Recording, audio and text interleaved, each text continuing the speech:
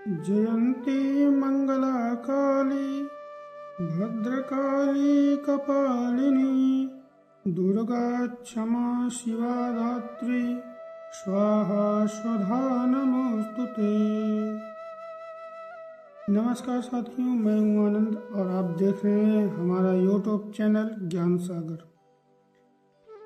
मित्रों, सबसे पहले आप सभी लोगों को, हमारा वीडियो देखने वालों को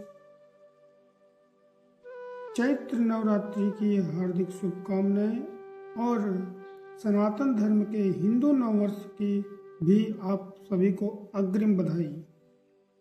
मित्रों, इस वीडियो में हम बात करेंगे नवरात्रि कितने प्रकार की होती है और यह जो नवरात्रि है आने वाली है, यह कब से प्रारंभ हो रही है और कब तक पूर्ण होगी। इनके साथ साथ कलश स्थापना का विषय क्या है, कलश स्थापना में किन किन बातों का विशेष ध्यान रखना है और श्री दुर्गा पूजा में माता रानी का जो पूजन होगा 9 दिन, उनमें किन किन बातों का ध्यान रखना है, क्या क्या उनका चढ़ावा चढ़ाना है और क्या क्या भोग लगाना है, यह सभी बात आप लोगों को इस वीडियो में बताया जाएगा। तो बिना विलंब किए हुए आइए हम इस वीडियो को प्रारंभ करते हैं। और आप सभी मित्रों से एक विनम्र निवेदन है कि इस वीडियो को अंत तक जरूर देखिएगा, क्योंकि अधूरा ज्ञान स्वास्थ्य के लिए हानिकारक होता है, यह हमारे शास्त्र भी बताते हैं। तो आइए सबसे पहले प्रारंभ करते हैं कि नवरात्रि कितने प्रकार की होती है। मित्रों, नवरात्रि कुल 3 प्रकार की होती है। एक चैत्र नवरात्रि और एक अश्विन मास में जो नवरात्रि पड़ती है, जिनमें मूर्ति स्थापना भी की जाती है, और तीसरा आता है आपका गुप्त नवरात्रि। इन तीनों नवरात्रि में माता रानी की पूजा की जाती है और विशेषतः चैत्र नवरात्रि और अश्विन मास की जो नवरात्रि आती है, इन दोनों में माता रानी के भक्त माता रानी को विशेष रूप से पूजन, ध्यान, वंदन, इन सभी तरीकों से माता रानी को प्रसन्न करने का प्रयास करते हैं। मित्रों, सबसे महत्वपूर्ण बात यह है कि जो नवरात्रि प्रारंभ हो रही है, यह 19 मार्च 2026 दिन गुरुवार से लेकर 27 मार्च दिन शुक्रवार तक रहेगी, जिनमें 28 मार्च को नवमी पड़ रही है। और सबसे महत्वपूर्ण बात इसमें यह है कि जो भक्त नवरात्रि का व्रत रखते हैं, उनके लिए यह विशेष सूचना है, यदि आपका स्वास्थ्य पूर्ण तरीके से स्वस्थ है, ठीक है, तो ही आप 9 दिन का व्रत रखिएगा। अन्यथा आप प्रतिपदा और अष्टमी तिथि का भी व्रत रखकर आप 9 दिन के व्रत के समान पुण्य पा सकते हैं।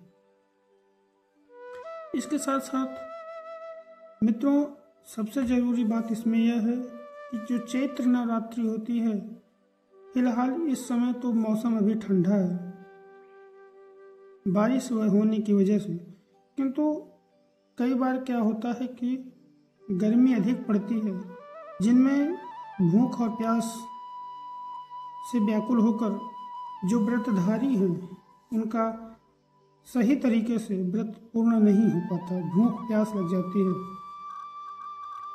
इसलिए आप लोग प्रयास करिएगा कि जो लोग स्वस्थ होंगे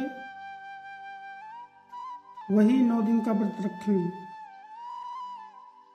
अतः आप प्रतिपदा और अष्टमी का व्रत रखकर नवरात्रि में माता रानी की उपासना कर सकते हैं। मित्रों, इसके बाद हम बात करते हैं कि जो 9 दिन का व्रत रहेगा वो भी, और जो प्रतिपदा और अष्टमी का व्रत रहेगा, उनको व्रत तोड़ने के बाद पारण किस दिन करें। तो पारण करने का शुभ समय आपको दशमी का है। 9 दिन आप व्रत रखेंगे और जो नवमी पड़ रही है वो आपका रविवार को पड़ेगी। 27 मार्च 2026 तक तो नवमी रहेगी। 26 को अष्टमी रहती है। आप जो लोग अष्टमी को व्रत रहेंगे वह 26 को रख सकते हैं। इसके साथ साथ दशमी को व्रत रखकर आप कन्या पूजन कर सकते हैं। कन्या पूजन के बाद आप अपना व्रत का पारण कर सकते हैं। मित्रों, सबसे अहम बात और सबसे महत्वपूर्ण बात इसमें यह है कि जब माता रानी की उपासना प्रारंभ करें तो सबसे पहले आप अपने आसन को शुद्ध करें, अपने वस्त्र को शुद्ध करें और अपने मन को शुद्ध करके जहाँ आप पूजन करते हैं, जहाँ पूजन का स्थान है, वहाँ बैठकर और अपने आसन से कृपया ध्यान दीजिएगा, अपने आसन से कम 1.5 फुट की ऊंचाई पर माता रानी की प्रतिमा का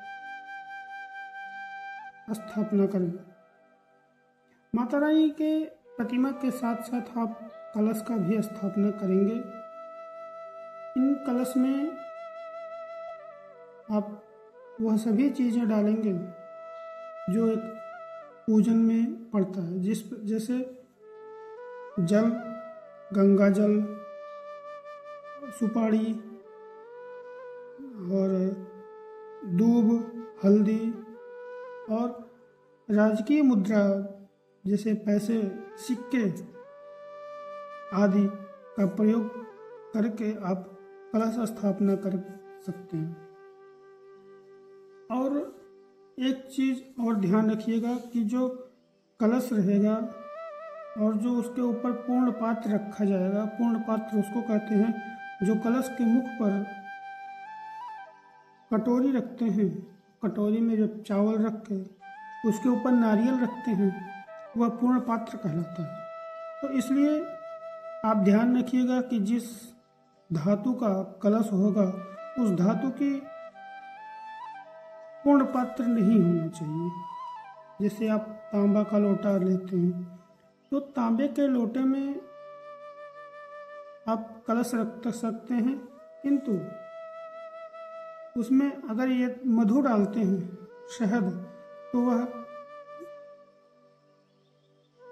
मदिरा के समान माना जाता है। इसलिए आप पीतल का कलश ले सकते हैं अथवा स्टील का भी कलश अपने प्रयोग में ला सकते हैं।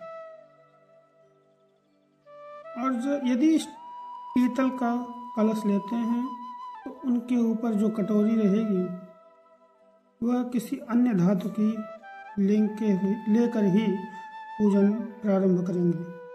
सबसे महत्वपूर्ण बात इसमें यह है कि कलश स्थापना के लिए यदि आपको हमसे पूजन करवाना है तो हमारे दिए गए नंबर पर कांटेक्ट करके, संपर्क करके ऑनलाइन पूजन करवा सकते हैं और पूजन के बाद आप यथाशक्ति उचित दक्षिणा देकर अपनी पूजा प्रक्रिया पूर्ण कर सकते हैं।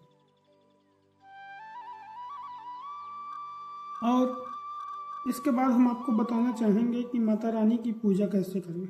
माता रानी की पूजा करने के लिए सर्वप्रथम आप मूर्ति की या किसी प्रतिमा की या चित्र की फोटो रखकर माता रानी का, अगर यदि आपको मिलता है तो नौ दुर्गा सहित आप रख सकते हैं, और यदि नहीं मिलता है तो कोई आवश्यक नहीं है। आप एक ही माता रानी जो है वो एक ही शक्ति में से उनका अलग अलग रूप बना हुआ है। तो इसलिए माता रानी की पूजा करने के लिए आप लाल अथवा पीला वस्त्र पहन के उनकी पूजा कर सकते हैं और उनको यदि संभव हो तो चुनरी अवश्य चढ़ाएं। भोग में आप हलवा चढ़ा सकती हैं और मेवा मिश्री अन्यथा और सूखे फल भी आप चढ़ाकर माता रानी का भोग लगा सकती हैं। और आरती के लिए आप लोग कपूर का प्रयोग करिएगा। कपूर के साथ साथ आप घी के बत्ती का भी उपयोग कर सकते हैं। और इस 9 दिन की पूजा के दौरान आप इससे एक चीज़ विशेष ध्यान रखिएगा कि आप अखंड ज्योति जलाएं। अखंड ज्योति का अर्थ यह है कि आप ऐसी ज्योति जलाएं जो 9 दिन तक निरंतर जलती रहे, उनमें वह खंडित ना हो। इससे माता रानी और प्रसन्न होती हैं और अपने वरदस्त आपके परिवारजन पर बनाए रखती हैं और आपकी मंगल कामना करने के लिए वह निरंतर माता रानी तैयार रहती हैं। इसके साथ साथ हम आपको बताएंगे कि माता रानी का जो व्रत करने के बाद जब हवन करने की बारी आएगी तो उनमें चावल का प्रयोग मत करिएगा, क्योंकि आप लोग व्रत रहते हैं। आप हवन सामग्री के द्वारा माता रानी का हवन करके कन्या पूजन करिएगा। जिनकी उम्र 10 वर्ष से कम है वह कन्या माता रानी का एक साक्षात स्वरूप मानी जाती है।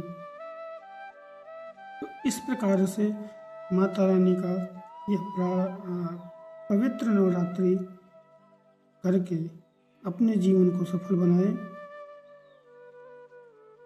अंत में एक अनुरोध है आप लोगों से कि आप लोग यदि हमारे वीडियो पर, हमारे चैनल पर नए हैं तो हमारे चैनल को सब्सक्राइब करके बेल आइकन बटन को ज़रूर दबाइएगा।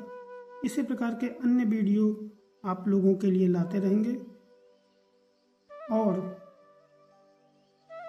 अगर आपके मन में किसी प्रकार की कोई समस्या हो, किसी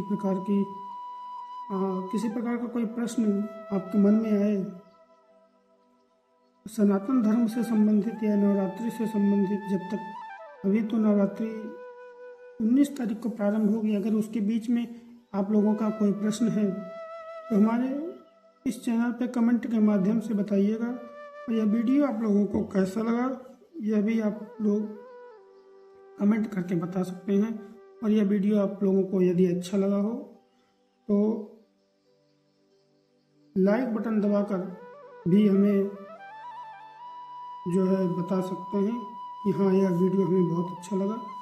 इसी प्रकार के अन्य वीडियो भी हमारे चैनल पर पड़े हुए हैं। अगर आप लोग देखना चाहते हैं तो हमारे YouTube चैनल जिसका नाम ज्ञान सागर है, आप लोग वहाँ जाकर वीडियो सब देख सकते हैं और अपना सुझाव, अपने प्रश्न कमेंट के माध्यम से बता सकते हैं, दे सकते हैं। हम लोग जो है आप लोगों के लिए इसी प्रकार के अन्य वीडियो लाते रहेंगे। तब तक के लिए आप लोगों को जय श्री राधे, जय माता दी, राधे श्याम।